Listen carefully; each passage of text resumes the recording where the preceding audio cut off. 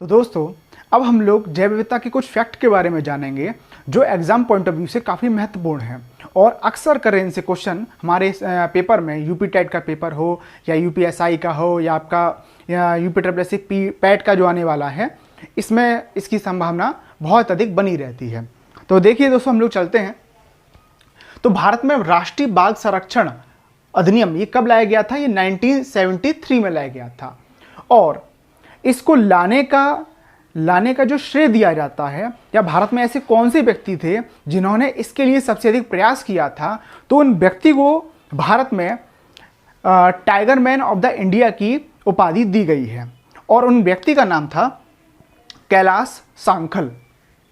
कैलाश सांखल को भारत में tiger man of the India कहा जाता है क्योंकि 1973 में इन्हीं के प्रयासों से भारत में राष्ट्रीय बाघ संरक्षण अधिनियम लाया गया था और इसी राष्ट्रीय बाघ संरक्षण अधिनियम के तहत भारत में बाघ अभयारण्य बनाने का काम शुरू हुआ, जो कि भारत में अभी तक कितने हैं? टोटल 50 बाघ अभयारण्य हैं। भारत में टोटल कितने? 50 बाघ अभयारण्य हैं, जिनमें से सबसे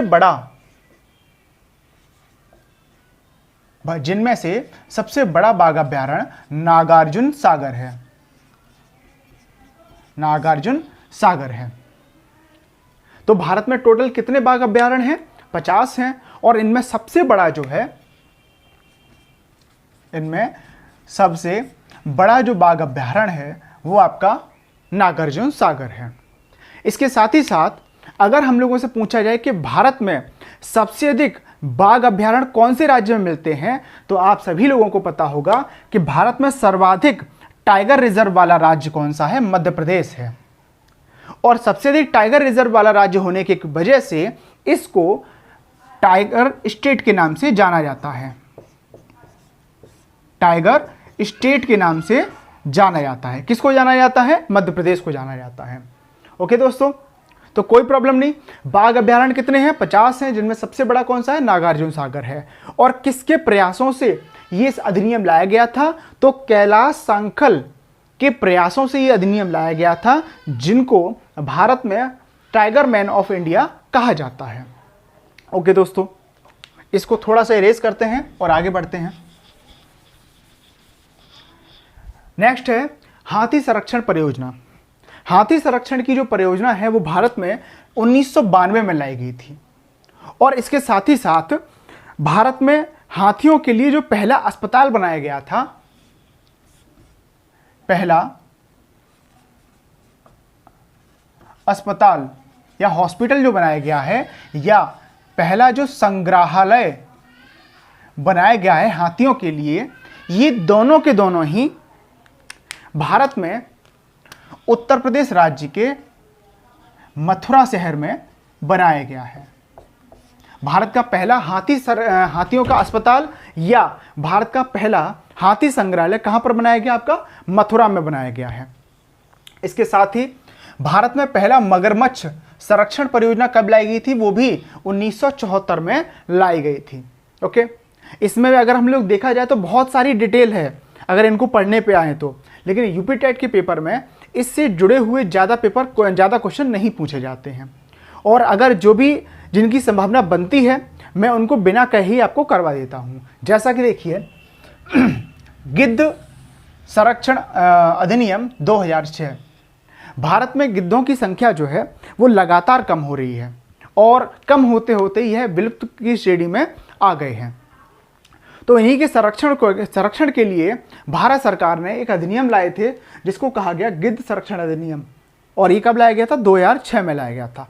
लेकिन इस अधिनियम से पहले ही, गिद्ध संरक्षण अधिनियम 2006 से पहले ही भारत में एक इनके लिए अभयारण्य बनाया गया, गिद्ध अभयारण्य। भारत में पहला गिद्ध अभयारण्य कहां पर बनाया गया था? ये हरियाणा के पिंजौर में बनाया गया था। कब बनाया गया था? हरियाणा के पिंजौर में बनाया गया था और कब? 2001 में बनाया गया था। ठीक है दोस्तों, तो गिद्ध संरक्षण अधिनियम कब लाया गया था? 2006 में लाया गया था। लेकिन गिद्धों के संरक्षण के लिए जो पहला अभ्यारण्य बनाया था वो हरियाणा के पिंजौर में बनाया गया था। इसके साथ ही साथ हमारा जो पेपर है वो किससे जुड़े हुए हैं? आपके उत्तर प्रदेश से जुड़े हुए हैं। तो एक क्वेश्चन और बनता है कि उत्तर प्रदेश का, यूपी का पहला गिद्ध अभ्यारण्य कहां पर स्थित है? यूपी का पहला गिद्ध अभ्यारण्य कहां पर स्थित है? तो इसको 2020 में, कोविड के टाइम में ही 2020 में गोरखपुर में बनाया गया है। कहां पर? 2020 में गोरखपुर में बनाया गया है। और यह उत्तर प्रदेश में, इसमें गिद्धों की कौन सी प्रजाति का संरक्षण किया जाएगा? इसमें उत्तर प्रदेश का जो गोरखपुर में जो गिद्ध अभ्यारण्य बनना है, जिसकी स्थापना 2020 में हुई है, इसमें कौन सी इनकी प्रजाति का संरक्षण किया जाएगा? तो वो है red headed king vulture. Red headed king vulture जो प्रजाति है किनकी? गिद्धों की, उसका इसमें संरक्षण किया जाएगा। ठीक है दोस्तों, तो गिद्ध संरक्षण अधिनियम कब लाया गया? हमारा 2006 में लाया गया है। लेकिन पहला गिद्ध अभ्यारण्य की स्थापना कब होती है आपकी भारत में? तो वो 2001 में हरियाणा के पिंजौर में होती है। वहीं अगर उत्तर प्रदेश की बात की जाए, उत्तर प्रदेश का पहला गिद्ध अभ्यारण्य कहां पर बनाया गया है? तो वो 2020 में गोरखपुर में बनाया गया है। और कौन सी प्रजाति का संरक्षण किया जाएगा? तो उसमें रेड हेडेड किंग वल्चर, लाल सिर वाले जो राजशाही जो गिद्ध होता है, उसका इसमें संरक्षण किया जाएगा। ये एक प्रजाति का नाम है, red headed king vulture. Okay दोस्तों, अब एक और क्वेश्चन हमारे सामने यहीं से बनता है, इसको हम लोग इरेज कर देते हैं। एक और हमारे सामने क्वेश्चन बनता है कि ऐसी कौन सी दवा थी जिसके प्रयोग से जीव जंतुओं पर, या दुधारू पशुओं पर जिन पर प्रयोग किया जाता था और जिसको उन दुधारू पशुओं की मृत्यु के बाद में, और उनको अगर गिद्ध खा लेते थे तो उन गिद्धों की मृत्यु हो जाती थी। ठीक है दोस्तों, तो उस दवा का नाम है डिक्लोफेनेक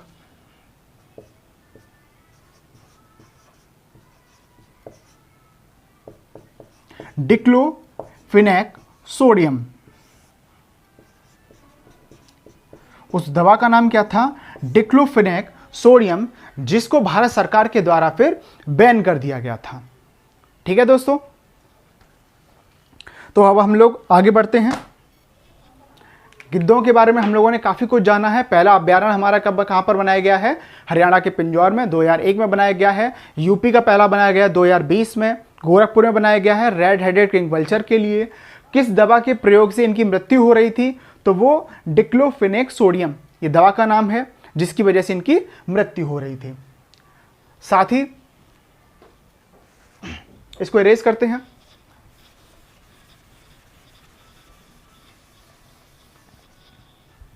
अगर हम लोग बात करें गंगा डॉल्फिन के संरक्षण के लिए जो पहला प्रयास किया गया था, या जो संरक्षण के लिए इनके लिए जो विधियां अपनाई गई थी, या इनके लिए अभ्यारण्य बनाने की जो कोशिश की गई थी, वो पूर्व प्रधानमंत्री मनमोहन सिंह की अध्यक्षता में 2009 में की गई थी। कौन थे उसमें पीएम? मनमोहन सिंह थे। मनमोहन सिंह थे। और उन्हीं के टाइम में गंगा डॉल्फिन को राष्ट्रीय जलीय जीव घोषित किया गया था। क्या घोषित किया गया था? राष्ट्रीय जलीय जीव घोषित किया गया था। किसको? गंगा डॉल्फिन को। और गंगा डॉल्फिन के बारे में काफ़ी कुछ है हम लोगों के लिए जानने के लिए।